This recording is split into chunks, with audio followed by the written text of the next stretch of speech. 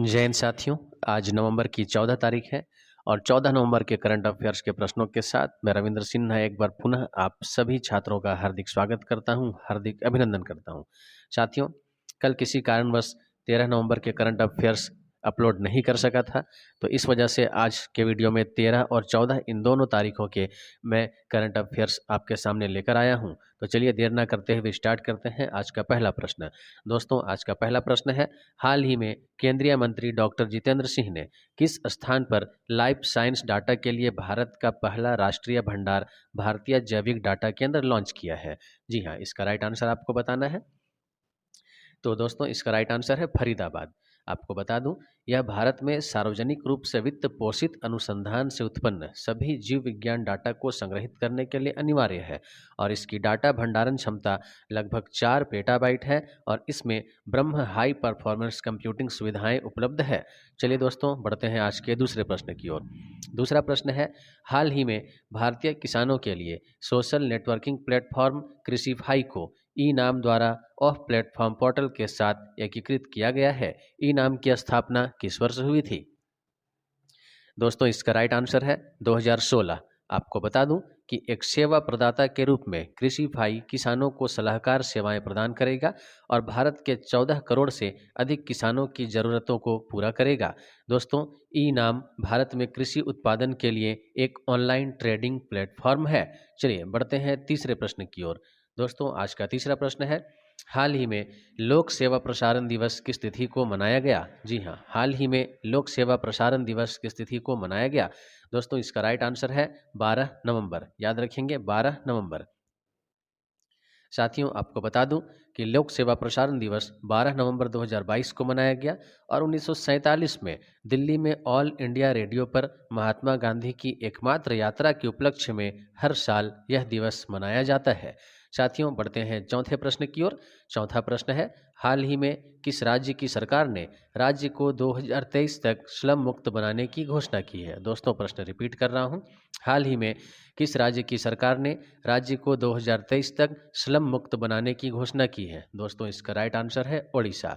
आपको बता दूं, ओडिशा की राजधानी कौन सी है? भुवनेश्वर।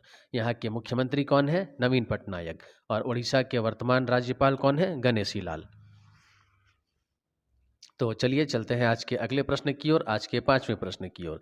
दोस्तों, आज का पांचवा प्रश्न है, 2023 में भारत के किस शहर में महिला विश्व मुक्केबाजी चैंपियनशिप का आयोजन किया जाएगा?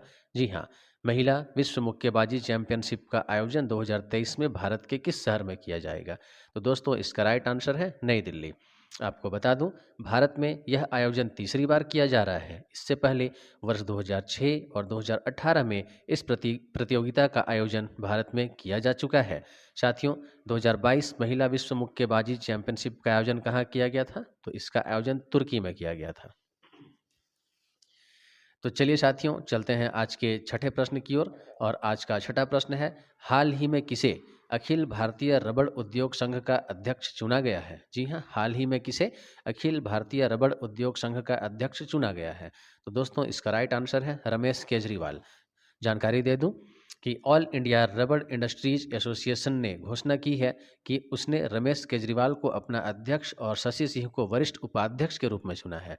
तो दोस्तों, अध्यक्ष का नाम जब पूछा जाए याद रखेंगे रमेश केजरीवाल, जबकि उपाध्यक्ष का नाम अगर पूछा जाए तो आप आंसर याद रखेंगे शशि सिंह। तो चलिए साथियों, चलते हैं आज के सातवें प्रश्न की ओर। सातवां प्रश्न है, 10 नवंबर 2022 को भारतीय सेना ने कहाँ वीर नारियों के लिए एकल सुविधा के रूप में वीरांगना सेवा केंद्र शुरू किया है? प्रश्न दोबारा रिपीट कर रहा हूं, 10 नवंबर 2022 को भारतीय सेना ने कहा वीर नारियों के लिए एकल सुविधा के रूप में वीरांगना सेवा केंद्र शुरू किया है? तो दोस्तों, इसका राइट आंसर है भारत की राजधानी नई दिल्ली। आपको बता दूं कि भारतीय सेना द्वारा वीर नारियों के कल्याण और शिकायतों के निवारण के लिए वीरांगना सेवा केंद्र नामक एकल विंडो सुविधा शुरू की गई है। दोस्तों, इस विंडो पर शहीद की पत्नियां अपनी शिकायतें दर्ज कर सकेंगी। तो चलिए देर न करते हुए चलते हैं आज के आठवें प्रश्न की ओर। और आज का आठवां प्रश्न है, 11 नवंबर 2022 को प्रधानमंत्री नरेंद्र मोदी ने दक्षिण भारत की पहले वंदे भारत ट्रेन को हरी झंडी दिखाकर रवाना किया। यह ट्रेन किन दो शहरों के बीच चलाई जाएगी? दोस्तों, प्रश्न एक बार पुनः पढ़ रहा हूँ। 11 नवंबर 2022 को प्रधानमंत्री नरेंद्र मोदी ने दक्षिण भारत की पहली वंदे भारत ट्रेन को हरी झंडी दिखाकर रवाना किया। यह ट्रेन किन दो शहरों के बीच चलाई जाएगी? तो साथियों, इसका राइट आंसर है चेन्नई और मैसूर के बीच। तो चलिए बढ़ते हैं आज के 9वें प्रश्न की ओर। और आज का 9वां प्रश्न है, हाल ही में किस बैंक ने सूक्ष्म लघु और मध्यम उद्यमों के लिए मर्चेंट वन अकाउंट लॉन्च किया है? तो दोस्तों, इसका राइट आंसर है कोटक महिंद्रा बैंक। आपको जानकारी दे दूं, इसके माध्यम से छोटे एवं खुदरा विक्रेताओं सहित सूक्ष्म लघु और मध्यम उद्यमों की बैंकिंग और अन्य व्यावसायिक संबंधी जरूरतों को पूरा किया जा सकेगा। दोस्तों, अक्सर परीक्षाओं में संक्षेप अक्षर भी पूछा जाता है, संक्षेप अक्षरों के पूर्ण अक्षर भी आपसे पूछे जाते हैं। तो MSME इसका पूर्ण रूप क्या है? तो इस शब्दावली का पूर्ण रूप है साथियों micro small and medium enterprises. जी हाँ, याद रखेंगे, micro small and medium enterprises, जिसे हम सूक्ष्म लघु और मध्यम उद्यम के नाम से जानते हैं। तो चलिए दोस्तों, चलते हैं आज के 10वें प्रश्न की ओर। और आज का 10वां प्रश्न है, हाल ही में किस रेलवे स्टेशन को 4 स्टार ईट राइट स्टेशन प्रमाणन से सम्मानित किया गया है? जी हाँ, हाल ही में किस रेलवे स्टेशन को 4 स्टार ईट राइट स्टेशन प्रमाणन से सम्मानित किया गया है? तो दोस्तों, इसका राइट आंसर है भोपाल रेलवे स्टेशन। जी हाँ, उत्तर जरूर याद रखेंगे, भोपाल रेलवे स्टेशन। आपको इसके फैक्ट के बारे में बता दूं कि हाल ही में भोपाल रेलवे स्टेशन को यात्रियों को उच्च गुणवत्ता युक्त पौष्टिक भोजन प्रदान करने के लिए 4 star eat right station certification से सम्मानित किया गया है। दोस्तों, 4 स्टार रेटिंग यात्रियों को सुरक्षित और स्वच्छ भोजन उपलब्ध कराने के लिए स्टेशन द्वारा मानकों के पूर्ण रूप से अनुपालन का संकेत है। तो चलिए बढ़ते हैं आज के 11वें प्रश्न की ओर। आज का 11वां प्रश्न है, किन दो खिलाड़ियों ने एशियाई मुक्केबाजी चैंपियनशिप में 81 किलोग्राम भार वर्ग में स्वर्ण पदक जीता है? जी हाँ, तो इनके आपको नाम बताने हैं और इनके नाम है दोस्तों सविती बुरा और अल्फिया खान। जरूर आंसर याद रखेंगे, सविती बुरा और अल्फिया खान। आपको बता दूं कि इस प्रतियोगिता का आयोजन जॉर्डन के अम्मान में 1 से 12 नवंबर में किया गया, जिसमें भारत ने कुल 12 पदक अपने नाम किए। साथियों, चलिए चलते हैं आज के अगले प्रश्न, आज के 12वें प्रश्न की ओर। तो आज का 12वां प्रश्न है, हाल ही में किसे आईसीसी के अध्यक्ष के रूप में पुनर्निर्वाचित किया गया? जी हाँ साथियों, इंटरनेशनल क्रिकेट काउंसिल के नए अध्यक्ष के रूप में किन्हें पुनर्निर्वाचित किया गया? तो दोस्तों, इनका नाम है ग्रेग बार्कले। आपको जानकारी दे दूं कि ग्रेग बार्कले को इस पद के लिए अगले 2 साल के लिए पुनः निर्वाचित किया गया है। साथियों, आईसीसी का मुख्यालय कहाँ है? तो साथियों, आईसीसी का मुख्यालय यूएई में है, अर्थात संयुक्त अरब अमीरात में, दुबई में है। चलिए दोस्तों, चलते हैं आज के अगले प्रश्न, आज के 13वें प्रश्न की ओर। साथियों, आज का 13वां प्रश्न है, हाल ही में मूडीज ने 2022 तक भारत के विकास अनुमान दर को घटाकर कितने प्रतिशत किया है? जी हाँ, आपको आंसर करना है, हाल ही में मूडीज ने 2022 तक भारत के विकास अनुमान दर को कितने प्रतिशत किया है? तो दोस्तों, इसका राइट आंसर क्या होगा? इसका राइट आंसर है 7%, 7%। आपको बता दूं कि रेटिंग निर्धारण करने वाली एजेंसी मूडीज इन्वेस्टर्स सर्विस ने 2022 के लिए भारत की आर्थिक वृद्धि दर का अनुमान पहले के मुकाबले 7.7% से घटाकर शुक्रवार को 7% कर दिया है। और इस संबंध में एजेंसी का कहना है कि घरेलू स्तर पर बढ़ती ब्याज दरें और धीमी वैश्विक वृद्धि भारत की आर्थिक गति को प्रभावित करेंगे। तो चलिए साथियों, चलते हैं आज के अगले प्रश्न, 14वें प्रश्न की ओर। आज का 14वां प्रश्न है, हाल ही में संयुक्त राष्ट्र अमेरिका द्वारा ट्रेजरी ने करेंसी मॉनिटरिंग लिस्ट में किस देश का नाम हटाया है? जी हाँ, तो इसका उत्तर क्या होगा? इसका उत्तर भारत होगा। जी हाँ, अपना देश भारत। तो आपको इस प्रश्न के फैक्ट के बारे में बता दूं कि करेंसी वॉच लिस्ट अमेरिका के वित्त विभाग ने इटली, मैक्सिको, थाईलैंड, वियतनाम के साथ भारत को प्रमुख व्यापारिक भागीदारों की मुद्रा निगरानी सूची अर्थात करेंसी मॉनिटरिंग लिस्ट से हटा दिया है। भारत पिछले 2 वर्षों से इस लिस्ट में शामिल था। चलिए दोस्तों, चलते हैं 15वें प्रश्न की ओर। तो आज का 15वां प्रश्न है, निम्न में से कौन सा देश आतंकवाद के वित्त पोषण पर मंत्री स्तरीय सम्मेलन की मेजबानी करेगा? जी हाँ, निम्न में से कौन सा देश आतंकवाद के वित्त पोषण पर मंत्री स्तरीय सम्मेलन की मेजबानी करेगा? तो दोस्तों, इसका राइट आंसर है भारत। पुनः इसका आंसर भारत होगा। तो आपको इसके बारे में जानकारी दे दूं कि आतंकवाद के वित्त पोषण का मुकाबला करने से संबंधित तीसरा मंत्री स्तरीय सम्मेलन नो मनी फॉर टेरर का आयोजन 18 और 19 नवंबर को नई दिल्ली में आयोजित किया जाएगा। तो चलिए साथियों, बढ़ते हैं आज के अगले प्रश्न, आज के 16वें प्रश्न की ओर। साथियों, आज का 16वां प्रश्न है, ब्रिटेन के प्रतिष्ठित ऑर्डर ऑफ मेरिट सम्मान से किसे सम्मानित किया गया है? जी हाँ, ब्रिटेन के प्रतिष्ठित ऑर्डर ऑफ मेरिट सम्मान से किसे सम्मानित किया गया है? दोस्तों, इसका राइट आंसर क्या होगा? इसका राइट आंसर है प्रोफेसर वेंकी रामकृष्णन। जी हाँ, आंसर याद रखेंगे, प्रोफेसर वेंकी रामकृष्णन। आपको बता दूं कि वेंकी रामकृष्णन को यह पुरस्कार किंग चार्ल्स तृतीय ने विज्ञान के क्षेत्र में उनके उल्लेखनीय योगदान के लिए प्रदान किया है। और प्रोफेसर वेंकी रामकृष्णन को रसायन के क्षेत्र में साथियों वर्ष 2009 में नोबेल पुरस्कार से भी सम्मानित किया जा चुका है। तो चलिए चलते हैं आज के अगले प्रश्न, 17वें प्रश्न की ओर। दोस्तों, आज का 17वां प्रश्न है, हाल ही में जारी QS यूनिवर्सिटी रैंकिंग में भारत का कौन सा संस्थान शीर्ष पर रहा है? जी हाँ, प्रश्न मैं पुनः पढ़ रहा हूँ। हाल ही में जारी QS यूनिवर्सिटी रैंकिंग में भारत का कौन सा संस्थान शीर्ष पर रहा है? तो दोस्तों, इसका राइट आंसर है IIT बॉम्बे। जी हाँ, IIT बॉम्बे। दोस्तों, आपको बता दूं कि इस रैंकिंग में चाइना की पेकिंग यूनिवर्सिटी शीर्ष स्थान पर रही, जबकि IIT बॉम्बे को इस रैंकिंग में 40वां स्थान दिया गया है। तो चलिए बढ़ते हैं आज के 18वें प्रश्न की ओर। और आज का 18वां प्रश्न है, माहुली घोष का संबंध किस खेल से है? जी हाँ, अभी हाल के दिनों में चर्चा में रही माहुली घोष का संबंध किस खेल से है? तो साथियों, इसका आंसर होगा निशानेबाजी। अभी हाल के दिनों में यह चर्चा में रही, निशानेबाजी से इनका संबंध है। और आपको बता दूं कि माहुली घोष ने एशियाई एयरगन चैंपियनशिप में 10 मीटर एयर राइफल स्पर्धा में स्वर्ण पदक जीतने का काम किया है। तो साथियों, याद रखेंगे, माहुली घोष का संबंध निशानेबाजी से है। चलिए साथियों, चलते हैं आज के अगले प्रश्न, आज के 19वें प्रश्न की ओर। तो आज का 19वां प्रश्न है, अंडर 19 क्रिकेट वर्ल्ड कप की मेजबानी वर्ष 2024 में कौन सा देश करेगा? जी हाँ, बात 2024 की हो रही है। अंडर 19 क्रिकेट वर्ल्ड कप की मेजबानी वर्ष 2024 में कौन सा देश करेगा? तो दोस्तों, इसका राइट आंसर होगा श्रीलंका। आपको बताना चाहूँगा, वर्ष 2026 में ICC अंडर 19 वर्ल्ड कप की मेजबानी जिम्बाब्वे और नामीबिया में संयुक्त रूप से की जाएगी, जबकि वर्ष 2025 में अंडर 19 महिला T20 वर्ल्ड कप की मेजबानी मलेशिया और थाईलैंड को संयुक्त रूप से दी गई है। वहीं 2027 में इसका आयोजन बांग्लादेश और नेपाल में संयुक्त रूप से किया जाएगा।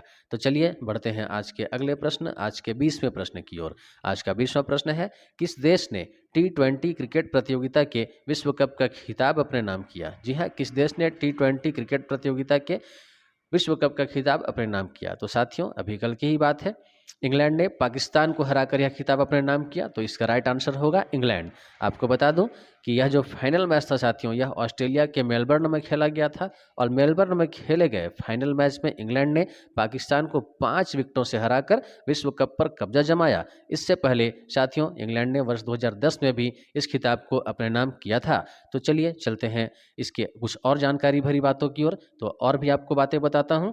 इंग्लैंड ने साथियों इस टूर्नामेंट में भारत को सेमीफाइनल में 10 विकेट से हराकर फाइनल में अपनी जगह बनाई थी। तो जी हाँ, फाइनल में पहुंचने के लिए उसने भारतीय क्रिकेट टीम को 10 विकेटों से मात दी थी।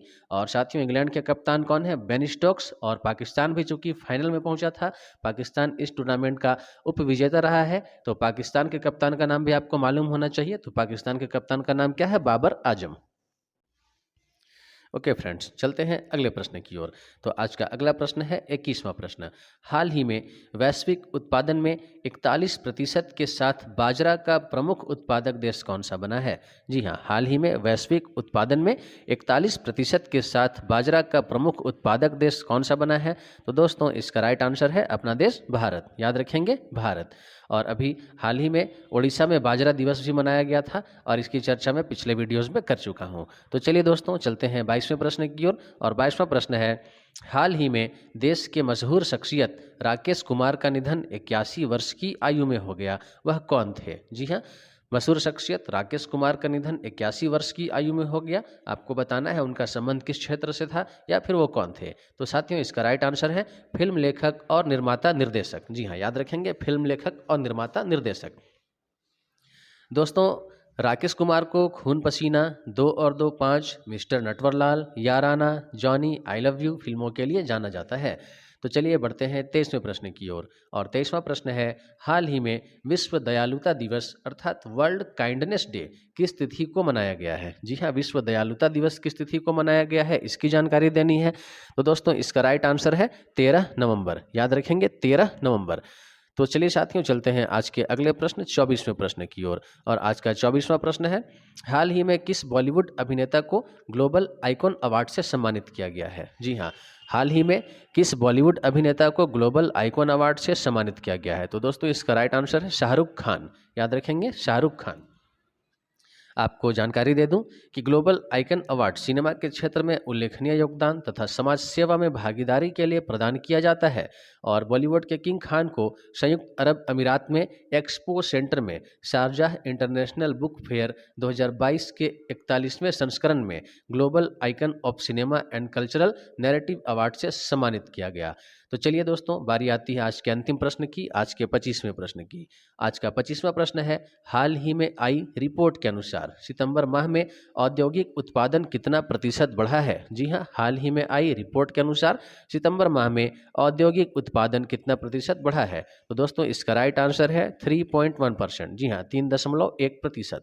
आपको इसकी जानकारी दे दूं कि शुक्रवार को जारी आधिकारिक आंकड़ों के मुताबिक सितंबर में भारत का औद्योगिक उत्पादन 3.1% बढ़ा है।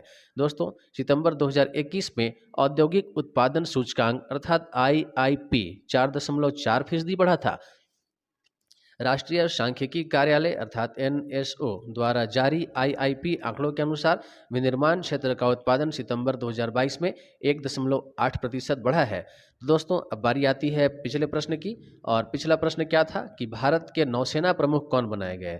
जी हाँ साथियों, भारत के नौसेना प्रमुख कौन बनाए गए? और इस प्रश्न का सही उत्तर आप सभी को कमेंट बॉक्स में देना था और अनेक विद्यार्थियों ने इस प्रश्न का सही उत्तर दिया है। तो अब मैं उन सभी सही उत्तर देने वालों के नाम पढ़ता हूं। तो उन लोगों के नाम है निशा प्रीति टेटे, संजय उरांव, दीपा कुमारी, सिमोन किंडो, कंचन कुमारी, प्रदीप उरांव, विष्णु एक्का, प्रहलाद कुमार, रीना कुमारी, सोनू वर्मा, प्रवीण कुमार, कमल लकड़ा, बाबूलाल उरांव, राम कुमार यादव, सरस्वती बाड़ा, आरिश खान, कविता कुमारी और अनुज मिंज। जी हाँ, आप सब ने इस प्रश्न का सही उत्तर दिया था और इस प्रश्न का सही उत्तर था R हरि कुमार। तो चलिए साथियों, आप सबों को मेरी ओर से बहुत बहुत बधाई, बहुत बहुत शुभकामनाएं। आप सब पूरे मन से इस वीडियो को देखते हैं, तभी आप अंत में पूछे गए प्रश्नों का जवाब देते हैं। तो ये बहुत ही अच्छी बात है कि आप लोग वीडियो में लगातार बने हुए हैं। दोस्तों अब बारी आती है आज के अगले प्रश्न की, यानी कि आज के अंतिम प्रश्न की, जिसका जवाब आप सभी को कमेंट बॉक्स में देना है। जी हाँ, आप सभी को इसका जवाब कमेंट बॉक्स में देना है। तो तैयार हो जाइए कमेंट बॉक्स में जवाब देने के लिए। तो आज का सवाल है, किस भारतीय लेखिका ने पहली बार हिंदी उपन्यास रेत समाधि अर्थात टॉम्ब ऑफ सैंड के लिए अंतर्राष्ट्रीय बुकर पुरस्कार 2022 जीता है? जी हाँ, प्रश्न दोबारा पढ़ रहा हूँ। किस भारतीय लेखिका ने पहली बार हिंदी उपन्यास रेत समाधि के लिए अंतर्राष्ट्रीय बुकर पुरस्कार 2022 जीता है? दोस्तों आप सभी को इस प्रश्न का सही उत्तर कमेंट बॉक्स में देना है। तो चलिए, मुझे इंतजार रहेगा। आप सभी जल्द से जल्द वीडियो को देखिए, कमेंट बॉक्स में आइए और अपना उत्तर वहां पर छोड़ जाइए। अगले वीडियो में मैं सही उत्तर बताने वाले सभी लोगों का नाम लेने की कोशिश करूंगा। तो साथियों, आप लोगों से मैं कहना चाहता हूं कि यदि आप लोगों ने अभी तक गुरुकुल गुमला के इस YouTube चैनल को अभी तक आपने सब्सक्राइब नहीं किया है, तो जितना जल्द हो सके साथियों आप हमारे इस चैनल को सब्सक्राइब कीजिए। और अगर आपको हमारे चैनल में दिए जा रहे सभी प्रश्न पसंद आते हैं, तो आप सभी से मेरी गुजारिश है कि आप इस चैनल के सभी वीडियोज़ को अधिक से अधिक विद्यार्थियों के बीच फॉरवर्ड कीजिए। सभी जितने भी वीडियोस के लिंक है आप उसे फॉरवर्ड कीजिए, ताकि अधिक से अधिक विद्यार्थी इसका लाभ ले सके। साथियों आपसे यह भी गुजारिश है कि यदि अभी तक आपने मोबाइल के प्ले स्टोर से हमारे गुरुकुल इंस्टीट्यूट का मोबाइल एप्लीकेशन डाउनलोड नहीं किया है, तो आप सबसे मैं गुजारिश करता हूं कि आप प्ले स्टोर में जाइए और वहां से गुरुकुल इंस्टीट्यूट के नाम से जो हमारा मोबाइल एप्लीकेशन है, आप उसे भी जल्दी से जल्दी इंस्टॉल कर लीजिए, डाउनलोड कर लीजिए, ताकि आने वाले परीक्षाओं के लिए जितने भी ऑनलाइन टेस्ट की सुविधाएं हैं आप वहां से साथियों निःशुल्क प्राप्त कर सकेंगे। तो चलिए साथियों, आप लोगों को मेरी ओर से बहुत बहुत शुभकामनाएं, बहुत बहुत बधाई।